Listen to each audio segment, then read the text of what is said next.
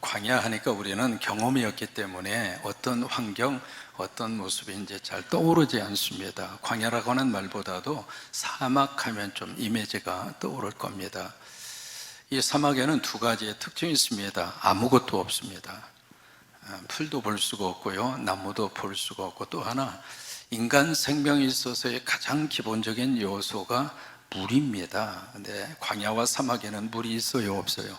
물조차도 없습니다. 두 번째, 이 광야와 이 사막이라고 하는 것은 아무것도 할 수 없는 곳입니다. 우리가 먹거리를 위해서, 살기 위해서 뭔가 활동을 해야 되고 노력을 해야 되는데, 이 광야 사막은 인간이 할 수 있는 일이 제로입니다. 아무것도 할 수 있는 일이 없습니다. 그런데 이 광야에는 딱 하나 존재하는 것이 있습니다. 누가 존재할까요? 하나님이 계십니다. 그래서 이스라엘 백성들이 광야 40년 동안 살면서 누가 그들에게 먹거리를 제공해 주셨는가? 하나님이 주셨습니다. 하나님이 살리셨어요. 그들이 먹고 살았던 그 메뉴가 바로 뭐죠? 만자로 시작합니다. 만나였습니다. 그 만나를 1년만 공급하고 끝났나요? 몇 년 동안? 40년 동안. 그런데 이 만나가 주는 우리 삶에 대한 교훈이 세 가지가 있어요. 첫째로, 이 만나는 누가 줬는가? 땅에서 거둔 열매가 아니라 누가 공급해 줬어요? 하나님이 공급해 주셨어요. 지금까지 우리의 삶도 하나님이 공급해 주셔서 우리가 지금까지 살았고, 매 식탁마다 우리의 노력과 땀으로 차린 것 같아도 그것조차도 하나님이 차리도록 역사해 주셨고, 그래서 지금까지 누가 만나를 주셨는가? 하나님이 먹여 주신 거예요. 두 번째로, 이 만나 교훈, 두 번째의 교훈은 매일마다 데일리 브레드, 일용할 양식으로 주신 것이 만나였습니다. 그래서 이제 아침에 가서 거두어 드리면 한 끼를 먹었어요. 그리고 떨어졌죠. 그 다음날 가서 또 거두어서 또 한 끼를 먹었습니다. 그런 식으로 매일마다 그날 필요한 먹거리를 일용할 양식으로 제공받은 것이 만나였습니다. 어떤 사람이 욕심을 부려서 열흘치, 1년치, 아니 손자들까지 먹을 양을 잔뜩 모아놓으면 그 만나를 먹을 수 있었어요, 없었어요? 썩어버렸어. 여러분, 이게 만나의 두 번째 원리입니다. 오늘 먹을 수 있으면 감사한 겁니다.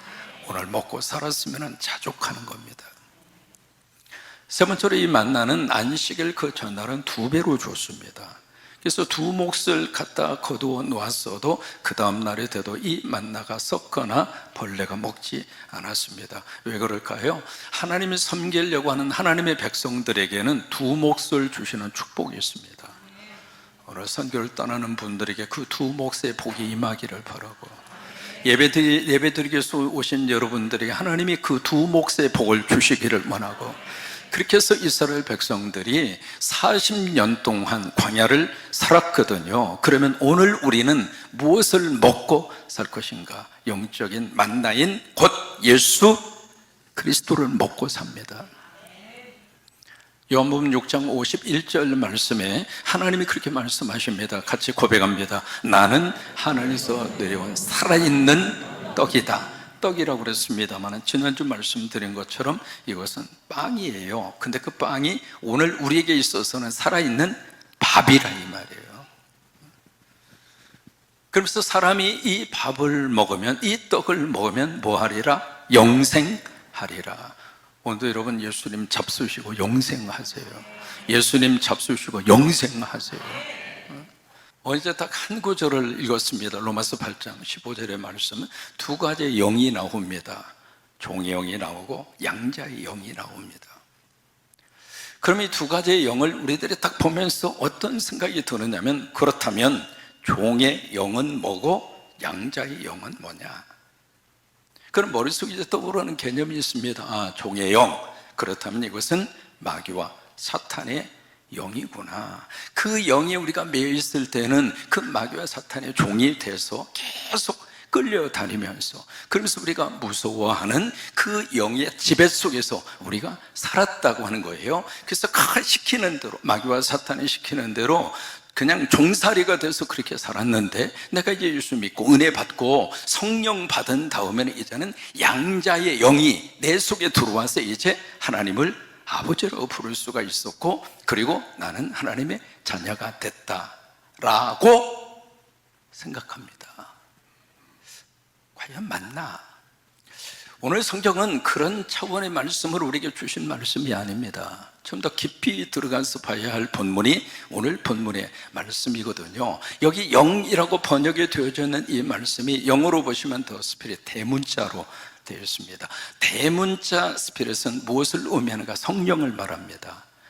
그리고 원래 이 말씀이 쓰여져 있는 원문 헬라어를 보시면 영이라고 하는 단어가 똑같이 헬라어로 퓨노마에서 단어가 똑같아요. 그러면 여기서 말씀하시는 그 주의 영, 그 영은 바로 뭐냐 이거예요. 그리고 여기서 말씀하시고 있는 이 양자의 영은 뭐라고 하는 거예요? 그러니까 이 두 가지의 영이 우리 속에, 우리 이게 종의 영과 양자의 영이 과연 무엇을 의미하는가? 두 번째, 오늘 15절을 보시면 받았다고 하는 말이 두 번 나옵니다. 그러니까 종의 영도 받았고요, 양자의 영도 받았어요. 여러분, 이 말씀은 이 종의 영과 양자의 영이 별개의 것을 의미하는 것이 아니라 종의 영의 상태 속에서 살던 사람이 양자의 영의 상태로 업그레이드 되는 거예요. 그것을 오늘 본문 말씀 우리에게 주고 싶은 하나님의 말씀이에요. 여러분, 성령님이 내 안에 들어와서 우리가 이제 율법 가운데 거하게 됩니다. 이게 그것이 로마서 7장이에요. 로마서 7장 속에 들어가서 보면 우리가 율법을 알았습니다. 로마서 7장 9절의 말씀을 같이 한번 읽을까요? 시작. 전에 율법을 깨닫지 못했을 때에는 내가 살았더니 계명이 이름에, 여러분 여기에 계명이 이뤘다, 이 말은 계명을 처음으로 알게 됐다, 그 말이 아닙니다. 계명을 이미 알고 있어요. 알고 있었는데, 알고 있는 이 계명이 성령님이 내 안에 들어오셔서 이 계명의 의미를 다시 한번 확인시켜 주시고 깨닫게 한 거예요. 예를 들면 10계명의 마지막 계명이 이웃의 것을 탐내지 말라, 그거예요. 그런데 탐내지 말라고 하는 그 말씀을 우리가 알고 있음에도 불구하고 계속 욕심을 냅니다. 계속해서 끊임없이 탐심이 우리 속에서 계속 탐심 가운데 우리가 살아요. 가져도 또 가지고 싶고, 가져도 또 가지고 싶고, 한도 끝도 없습니다. 그런데 성경은 이 탐심을 가리켜서 뭐라고 말씀하시는가? 탐심은 곧 죄라고 그랬어요. 근데 이게 죄라고 하는 것도 모르고 탐심 가운데 우리가 살고 있는데, 성령이 오셔서 이 탐심이 죄라고 하는 것을 깨닫게 해주시는 거예요. 깨닫게 해주시는 순간, 내가 이 탐심 가운데 살았음을 아는 순간 어떤 생각이 드는가? 내가 이제 하나님으로부터 벌을 받겠구나, 하나님으로부터 채찍을 당하게 생겼구나. 왜? 하나님의 법을 어겼으니까. 그러면 우리 속에 어떤 마음이 드는가? 무서워하는 마음이 들어요. 저는 이것을 몰랐을 때는 전혀 그런 양심의 가책도, 전혀 마음의 갈등도, 고민도 없었어요. 왜? 누구나 다 그렇게 사니까 그게 인생인 줄 알고 그렇게 살았는데, 성령님이 오셔서 그 말씀의 의미를 깨닫게 하는 순간, 이게 죄였구나. 그러니까 순간적으로 어떡하지? 내가 하나님으로부터 벌받게 생겼구나. 이게 바로 종의 영을 받아서 무서워하는 상태가 되는 단계예요. 그래서 로마서 7장 말씀 속에 그 말씀이 쭉 이어지다가 7장 24절에 보시면은 사도 바울의 탄식이 나옵니다. 오라, 나는 곤고한 사람이다. 이 곤고한다는 영이 영어로 miserable person, 아주 불행한 사람이다, 그 말이에요. 누가 이 사마미 몸에서 나를 이끌어낼 수 있겠는가? 이게요, 종의 영을 받은 단계에서 무서워하는 그 마음이에요. 누가 나를 이 사망에서, 누가 나를 이 엄청난 이 지옥의 구덩이에서 나를 끌어낼 수 있겠는가? 그래서 우리가 설교를 들으시면서요, 이 성령님에 대한 오셔서 가장 먼저 우리 속에서 역사가 나타나야 하는 것이 바로 이 종의 영입니다. 이 영을 받아서, 이 성령을 받아서 그 말씀 앞에 뭔가 내 속에 부딪힘이 있고 찔림이 있고 도전이 있는 것이 축복이에요. 사도행전 2장에 보시면은 베드로의 설교가 나와요. 마가의 다락방에 성령 받은 다음에 베드로가 거기 모여져 있는 14개 나라에서 온 엄청난 군중들을 향하여 베드로가 설교를 합니다. 근데 베드로가 어디 출신인가? 갈릴리 출신이에요. 갈릴리라고 하는 이 단어의 뜻은 두 가지 뜻이 있습니다. 변방이라고 하는 뜻이에요. 두 번째는 아랫사람이다, 그 말이에요. 근데 그랬던 베드로가요, 사도행전 2장 14절부터 33절까지 아주 귀한 설교를 예루살렘에 있는 군중들을 향하여 설교를 합니다. 무엇이 그를 그렇게 만드는가? 성령의 역사입니다. 여러분들이 성령 받으시면 하나님께서 그런 지혜를 주세요. 성령 받으시면 하나님이 그런 담대함을 주세요. 성령 받으면 우리 자녀들에게 지혜가 생깁니다. 아이디어가 생기고요, 용기가 생기고요, 평소에 알던 사람하고 전혀 다른 거예요. 그게 그 사람의 능력이 아니라 성령의 능력이에요. 그러니까 베드로 속에 성령님이 오시니까 그 예루살렘의 14개 나라에서 온 사람들, 보통 사람들이 아니죠. 그들을 향하여 막 보험의 메시지를 준 거예요. 근데 그 설교에 대한 반응이 사도행전 2장 37절입니다. 무슨 반응을 보였는가? 같이 한번 읽을까요? 그들이 이 말을 듣고 마음에 찔려, 자 보세요, 그들의 설교가 들렸어요. 이 마음에 찔렸다고 하는 것은 그들 속에 성령님이 역사하셔서 이 종의 영, 그 영을 받아서 그들이 무서워하고 두려워하고 그리고 하나님 앞에 섰던 거예요. 여러분, 이게 성령의 역사입니다. 그래서 마음에 찔려서 베드로와 이 다른 사도들에게 묻습니다. 형제들아, 우리가 어찌할꼬? 여러분, 이 반응은 누가 준 반응일까요? 마귀가 준 반응이에요? 누가 준 반응이에요? 성령이 준 반응이에요. 사도행전 16장에 보시면은 바울과 실라가 빌립보 저에서 막 복음을 전하다 감옥에 갇히잖아요. 그 감옥을 책임지고 있는 간수가 나옵니다. 이름은 기록이 되어져 있지 않아요. 어느 날 이상한 사람이 그 감옥에 투옥이 됐는데 완전히 손과 발이 묶여서 중범죄라는 이야기죠. 갑자기 찬송과 기도 소리가 들리더니 막 큰 지진이 일어나서 막 지축이 흔들립니다. 거기까지는 이해가 되죠. 왜냐하면 지중해 연안 지역에 지진 때니까. 근데 지진이 난 것으로 끝나지 않고 세상에 이 죄수들을 가두고 있는 이 감옥의 문들이 다 열리는 거예요. 문만 열린 것이 아니라 그 죄수들을 묶고 있는 체인, 이 자꾸들이 다 풀어지는 거예요.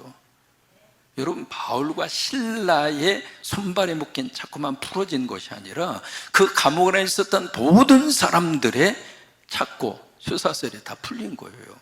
순간적으로 간수는 생각합니다. 도망갔구나. 그렇다면 나는 살아있으나 죽은 목숨이다. 그래서 칼을 빼서 스스로를 자결하려고 합니다. 그 순간에 베드로가 말하죠. 네 몸을 상하게 하지 말아라. 우리가 다 여기 있다. 그 순간에 말이죠, 이 간수가 사도행전 16장 30절에 무슨 행동을 보이느냐면 30절에 그렇게 말씀이 기록이 되어 있습니다. 그들을 데리고 나가서, 간수가 지켜야 될 그 간수가 죄수를 데리고 밖으로 나간 거예요.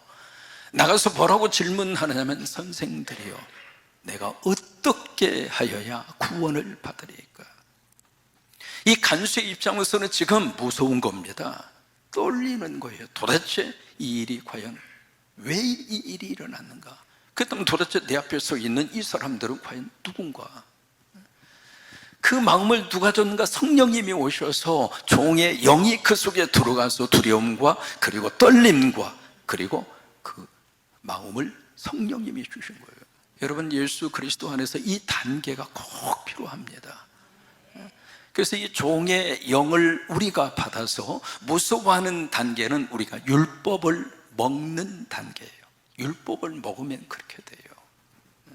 갈라디아서 4장 1절로 3절에 보시면은 바로 그 말씀이 우리가 종의 영을 받았을 때의 단계예요.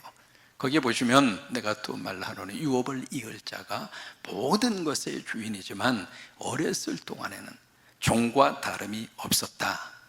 그러면서 그 아버지가 이렇게 정해놓은 그 때가 될 때까지 후견인과 청지기, 옛날 번역은 몽학 선생입니다. 몽학 선생의 지도 아래 있었다. 마찬가지로 우리가 어렸을 때 이게 종의 영을 받았을 단계입니다. 그때에 우리는 이 세상에 초등 학문 아래서 무슨 노릇을 했는가? 종 노릇했다 이 말이에요. 근데 그 단계 속에 있던 사람이 이제는 예수 먹고 양자의 영을 받은 거예요. 그게 갈라디아서 4장 6절입니다. 6절에 보시면 같이 있습니다. 너희가 아들이므로. 누가 아들이에요? 예수 먹은 여러분이. 그럼 딸은 어디 갔어요? 여자분들은 딸이라고 읽어야지. 다시 각자가 내가 남자인가 여자인가 잘 기억하시고 시작. 너희가 예수 먹은 여러분이 아들이고 딸이라 이 말이에요. 아멘. 그러니까 예수 먹은 너희가 아들이고 딸이라고 하는 거예요. 그러니까 예수 먹은 너희 스스로가 아들이고 딸이기 때문에 하나님이 그 아들의 영을 우리 마음 가운데 보내주셨다. 그 아들의 영이 누구 영인가? 예수의 영입니다. 그 예수의 영이 하나님의 영이고, 그러니까 그리스도의 영이 내 안에 없으면 너희는 그리스도의 사람이 아니라 그랬잖아요. 그러니까 우리 안에 하나님의 영이 계시는 거예요. 그 하나님의 영이 그 아들의 영이에요. 예수 그리스도의 영이라 이 말이죠. 성령이 여러분 안에 계세요. 그러니까 성령님이 내 안에 계시도록 누가 보내주셨는가? 하나님이 보내주신 거예요. 그래서 하나님이 내 안에 하나님의 아들의 영을 내 속에 넣어주셔서 그 아들의 영이 내 안에서 나와 더불어 하나님을 향하여 아빠, 아버지라고 부른다고 하는 거예요. 율법을 먹었을 때는 주의 영이 내 속에, 종의 영이 내 속에 들어와서 그 율법 앞에서 다 불안해하고. 왜요? 지키지를 못했으니까. 여러분 거짓말하지 말라. 그 율법 앞에서 자유로운 사람 누가 있어요? 그러니까 그 말씀 앞에 서는 순간 우리는 철저히 종의 영을 받은 상태가 돼요. 그래서 하나님 앞에서 고개를 못 드는 거예요. 하나님 앞에서 하나님 죄송합니다, 한쪽 말씀 들어 설지 못했습니다.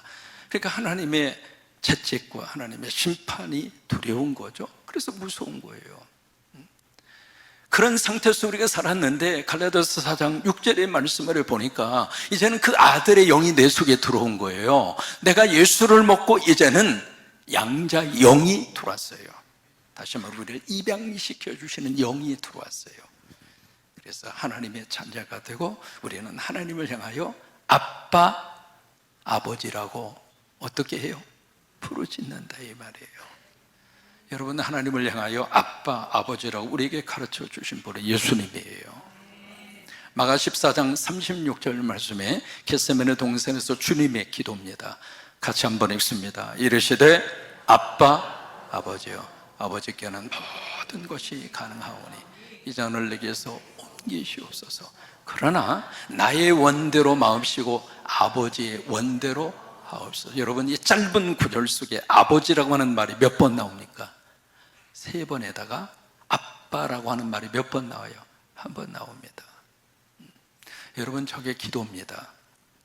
기도는요 요창한 말을 많이 해서 기도가 아니라 하나님을 향하여 아버지, 아빠, 아버지. 여러분 그게 기도입니다. 기도라고 하는 것은 거창한 게 아닙니다. 하나님을 향하여 아빠, 아버지, 그게 기도예요. 운전하면서도 아빠, 아버지. 옛날 번역은 아바라고 했어요. 아바. 이 아바라고 하는 말을 영어로 표시하면 A, B, B, A예요. 그것을 발음 나는 식으로 표기하면 아빠가 되는 거예요. 이게 아람어입니다. 그러니까 아바라고 하는 말도 같은 말입니다. 그래서 아빠, 아버지 그렇게 부르는 거예요. 신학자 예레미야가 참 인상적인 말을 우리에게 알려줬습니다. 뭐라고 그랬느냐면 같이 한번 읽어볼까요? 예수님 당시에 예수님 이외에 그 누구도 하나님을 아버지로 부른 사람도 없었고 부를 수 있도록 가르친 사람도 없었다. 복음 중에, 복음은 같이 읽어요. 복음 중에 복음은 하나님이 나의 아버지 되십니다. 우리 예수 믿는 사람들이 있어서 이 아빠, 아버지라고 하는 이 개념, 이것은 복음 중에 복음입니다. 여기 부르짖는다고 하는 말을 영어로 cry라고 그랬습니다. cry, C-R-Y, cry. 이거요, 막 소리친다 그 말이에요. 제 어린 시절에는요, 이 동네에 머슴이 있었습니다. 머슴살이. 아침부터 저녁까지 쭉 하라고 일하면서 그런 사람들이 동네마다 한두 번 정도는 꼭 있었습니다. 그러면 이분들은 아침에 딱 눈을 뜨면 그 주인한테 뭐라 그럴까요? 아버님 그럴까요? 아니죠. 주인님, 아니면 나리님, 그래요. 그렇게 이제 이렇게 사는데 이 어린아이가 머슴살이 들어온 거예요. 이렇게 보니까 싹수가 있어. 그래서 이 주인 마침 아들도 없고 그러니까 얘를 내가 아들 삼아야지 해서 이 주인님이 이 그 아들을, 그 머슴을 이렇게 딱 입양을 해서 아답타를 해서 그래서 자기 집 자식으로 호적으로 이름을 올린 거예요. 그리고 나서 이제 모든 법적인 것이 다 끝난 다음에 이제는 딱 눈을 떠서 주인님이 아니라 호칭이 바뀌어지죠. 뭐라고 해요? 아버님. 여러분, 주인님이라고 대하던 그분이 이제는 법적으로 아버지가 된 거예요. 그러면 그 아버지를 부를 때 어떤 마음으로 부를 것 같아요? 여기서 부르짖는다고 하는 단어가 그 의미입니다. 그 의미예요. 그래서 초대교회에서는요, 예배 가운데 아빠, 아버지를 계속 불렀습니다. 왜요? 그것처럼 큰 축복이 없었거든요. 성곽교회 교인들은 예배 마지막 시간에 나의 하나님을 부릅니다. 저희 나의 하나님, 이 보험성가를 만난 것이 굉장히 오래됐습니다. 이중표 목사님이 미국에 집회를 오셔서 그 집회 현장에 갔는데 마지막 부른 찬송가가 이 찬송가였어요. 그래서 이 찬송가를 이렇게 딱 부르면서 후렴 부분에 아버지, 아버지 이 부분이 나오잖아요. 그 부분에 있어서 억 하고 올라오는 거예요. 그래서 그냥 터졌어요, 그 자리에서. 처음에 아버지라는 이 단어 앞에 내 마음속에 떠오른 이미지는 돌아가신 아버님이었습니다. 48에 간경화증으로. 마지막 돌아가실 때 가슴을 이렇게 손을 만져보니까 딱딱한 돌멩이가 돼서 간이 굳어버리는 거잖아요. 돈이 없어서 시골에서 제대로 치료도 못 받고 50도 못 돼서 세상을 떠나시는데 마지막 제 이름을 부르면서 천국 가셨어요. 그 아버님이 그냥 마음속에 떠오르는 거예요. 아버지, 평생 농사만 짓다가 허리 한번 펴지도 못하고 이분이 살아계셨다면 얼마나 좋았을까. 그 마음, 그 그리움, 그 때문에 이 아버지라고 하는 말을 부르면서 막 울었습니다. 그래서 이제 이게 은혜가 돼서 교회에 와서 교인들하고 기도원에 갔어요. 기도원에 가서 교인들하고요 이 찬송을 불렀습니다. 불렀는데 초저녁에 이 찬송을 불러서 새벽녘까지 밤새도록 이 찬송 하나만 불렀어요. 그때 내 깨달은 게 있습니다. 찬송 한 곡만 가지고도 하룻밤을 셀 수 있구나. 처음에는 육신의 아버지를 떠오르면서 보고 잡고 그 그리웠고 거기에서 막 울음이 터지고 이게 계속 부르다 보니까 이제는 육신의 아버지와 함께 하늘에 계신 아버지가 오버랩 되는 거예요. 아, 하나님이 나의 아버지가 되시는구나. 그래서 울고 또 울고 이게요 앞에서 담임 목사가 울으니까 교인들도 같이 울더라고. 그때 마음속에 내가 목회하는 한 나의 하나님으로 마지막 결단을 하나님 앞에 올리겠다.